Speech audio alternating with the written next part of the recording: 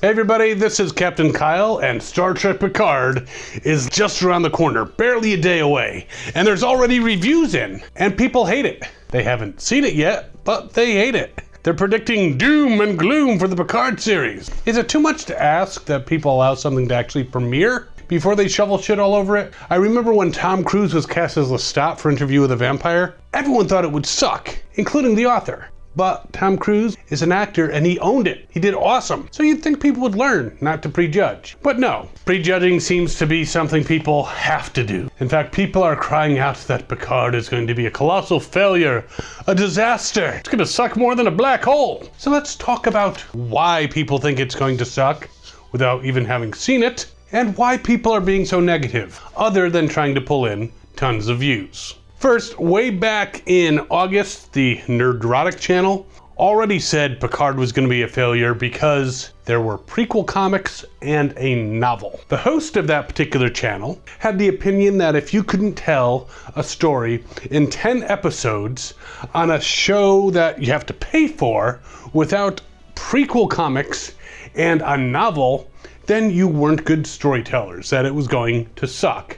And he actually likened it to stuff like the prequel comics before the Star Trek movies and the comics and novels before all the Star Wars movies. And the thing is he not aware of the capitalist society we're in? Paramount wants to make money. So if they can make some prequel comics and a novel that people will buy ahead, they're going to do that so they can make money. Simple as that. This doesn't mean that the 10 episode series that you watch, you need to read the comics, you need to read the novel before you see it, or else it will make no sense. Doesn't mean that at all. They're not that stupid. It's going to make sense. You don't need to read that stuff. Will it enhance it if you do? Maybe.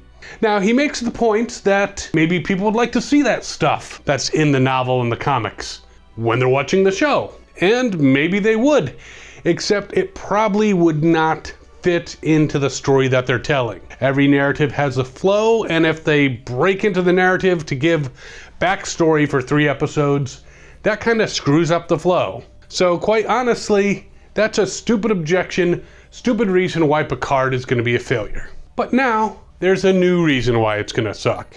The big stink is the Variety article, The Interview with Patrick Stewart. And to sum this up in brief, the article gives a brief biography of Patrick Stewart, and then of course it talks about Star Trek Picard. People are upset because the author of this article called The Next Generation quaint by today's standards. I can see where that could piss people off, but with TNG, when you look at it, it is a little quaint by today's storytelling standards. We have all these serialized stories. TNG was a lot of standalone episodes. Some of those early episodes, were cringeworthy. That doesn't mean there wasn't great storytelling. That doesn't mean it wasn't a great series, having some great characters. It was great television at the time. But you compare it to what we have now with like Game of Thrones, and people might think it's a little quaint. I don't necessarily think that, but it's the author of the article's opinion. So you're gonna bash a show because the author of this article thought TNG was quaint? Please. But really, there's 2 main points that people are pissed off about. One is that Patrick Stewart said the world of TNG doesn't exist anymore, and that there would be some political parallels to Brexit and Trump in it. Sometimes I think these articles are better off not happening because the actors say something and people are then like, oh my God, I'm gonna focus on this. And if they didn't know about it ahead of time, they probably would pay no attention to it. But let's talk about the first point. The world of TNG doesn't exist. The utopian future of TNG, where all the problems were solved, doesn't exist anymore. Well, duh, I don't think it ever actually existed in the first place. Even in the actual run of the series, there were all kinds of situations where aliens were taking over Starfleet admirals' brains. They were trying to take data apart. There were a lot of questionable things happening in the Federation and in Starfleet. Throughout TNG, it wasn't a utopia. People like to think it was a utopia.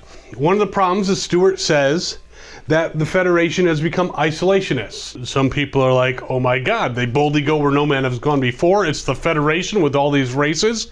How can they be isolationist? If you were paying attention to what happened in that universe, the Dominion War, multiple Borg invasions, the whole society would probably be a little wary of all this conflict and a little concerned about all these people coming in. You had founders who could look like anybody infiltrating. So yeah, people might become a little isolationist. They might curtail boldly going where no man has gone before. They might not be so eager to open up their borders.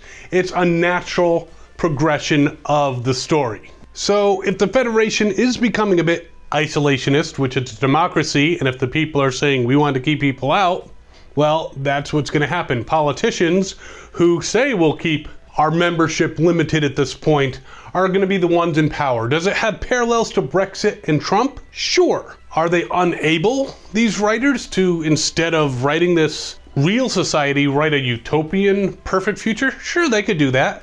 It would be boring as hell. Be pretty much, I have a problem, let's go to the authorities. It's done.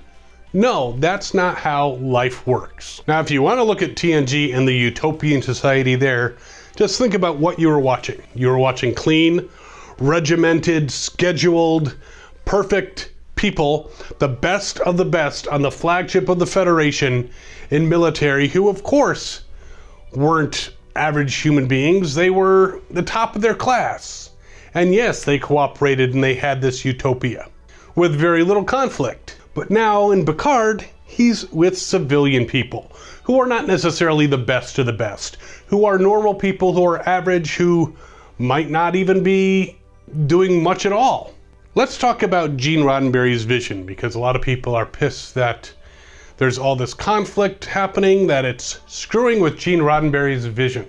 And his vision was apparently that there was no internal conflict. All the conflict would come from external sources. They'd solved all their problems. In fact, they'd solved everything so much, there's no longer even money. Gene Roddenberry, great visionary, but he was quite the idealist. You can't really have stories without all kinds of conflict. And in fact, we saw in the original series plenty of conflict. We saw ambassadors with Kirk who didn't see eye to eye, who made bad decisions. You saw him being bullied, apparently, in Starfleet Academy. You saw Commodore Decker going off the deep end, basically losing it. Humanity evolves, yes, but they don't evolve that quickly. A couple hundred years from now, we're still gonna have people on the internet being all negative, still being pissed that the 37th version of Doctor Who is now a robot. So Star Trek Picard, as Star Trek has been doing for years, is going to touch on political things. And I think most of the people who were like negative said, well, you know, obviously Star Trek has been doing this stuff for a long time, but I don't think they should be doing it now. Why not now? I think now is the perfect time. Like in the original series when they met the Charonians, who were half black and half white, or half white and half black, and depending on what side the color was on, they hated each other. Gee, lots of parallels back then. And of course, the first interracial kiss on television was on Star Trek. Star Trek has always been a trailblazer for representation, for pushing those boundaries. Now people are going to complain because it's going to be somewhat political. TNG, Deep Space Nine, Voyager, Enterprise, they all had plenty of episodes that touched on political themes, that touched on social issues. You ever hear of IDIC? But for some of us, we didn't really notice because we were too young, or the story was just that good. And the people who really complained about it, they're the ones that really needed to pay attention. So maybe that's the bad part about the internet, where everyone can put up their analysis of an episode and pick out political meanings, whether they're there or not. Yes, there are some shows that are a little heavy-handed with the social commentary, a little overly blunt. And there's some shows that you don't even notice it because they do it so well. And then there's shows that have a mix. Sometimes it's a bit heavy-handed, sometimes you don't notice. Kind of like Star Trek. But if you're looking at an episode and you're saying, they're doing a commentary about this particular issue, well, maybe that's because it's an issue that needs to be commented on. Maybe it's something that needs to be addressed. Or you wouldn't see the parallels so quickly. But there's all these people who already are saying Star Trek Picard's going to be a disaster. They're the same people who say that the new showrunner of Doctor Who and the new actress have ruined it forever. Or point at Star Trek Discovery and say this is the worst thing ever put on television. But still, these people are just trying to get your clicks. They don't have shades of gray. They can't say this episode was pretty good, could have been better, could have been worse. They just say, oh, this thing sucks because there's one little thing that I don't like in it, so it is the most horrible thing ever. They're clickbaiting you. They use buzzwords like failure, disaster, ruined, all this stuff just to get your clicks. Maybe if we stop looking at things as either great or horrid, maybe we could enjoy things a little bit more. I intend to watch Star Trek Picard. I intend to make my own judgments. I might like it. I might not like it. I might find it to be okay. But I'm not going to base my assumption on some clickbait or hate, and I hope you won't either. So while we're waiting for Picard, we got some videos over here you can check out that are about Star Trek. There's also a subscribe button down there. You can hit that notification bell so you know when we put out new videos. Follow us on Facebook, Twitter, and Instagram. Leave me a comment. Let me know what you think about what I've said here today. And as always, have fun and follow your fandom.